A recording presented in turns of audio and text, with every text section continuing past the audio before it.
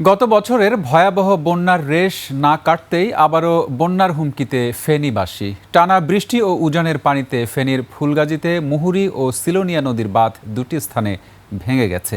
প্লাবিত হয়েছে 4 গ্রাম। বাঁধ ভাঙার জন্য পানি উন্নয়ন বোর্ডের দায়সারা কাজকে দুষছেন স্থানীয়রা। ফেনী প্রতিনিধি নজরুল ইসলাম রঞ্জুর তথ্যচিত্রে ডেস্ক রিপোর্ট। একনল অ্যাডভান্সড হাইজিন সোপ, এবার জীবাণু ধুলাবালি ঘাম ক্লিন বোল্ড। ফেনীর ইতিহাসে সবচেয়ে ভয়াবহ বন্যায় গত বছর তছনছ হয়ে যায় পুরো জনপদ। 16 লাখ মানুষের এই জনপদের অধিকাংশ আক্রান্ত হন হঠাৎ বন্যায়। সেই বন্যার ধকল এখনো কাটিয়ে উঠতে পারেননি ফেনীর বাসিন্দারা। তার উপর বৃহস্পতিবার রাত 10টার দিকে ফুলগাজীর বণিকপাড়ায় মুহুরী নদীর বাঁধের একটি স্থানে ও গোসাইপুর এলাকায় সিলোনিয়া নদীর বন্যা নিয়ন্ত্রণ বাঁধের একটি অংশ ভেঙে যায়।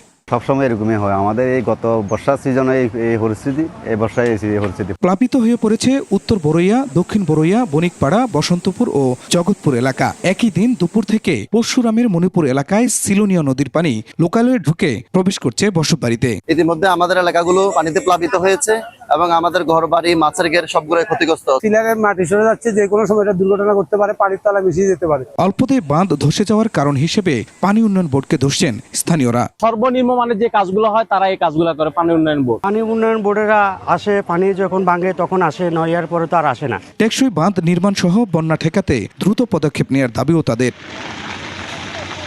Khurshid Alam, desk report, 21 television.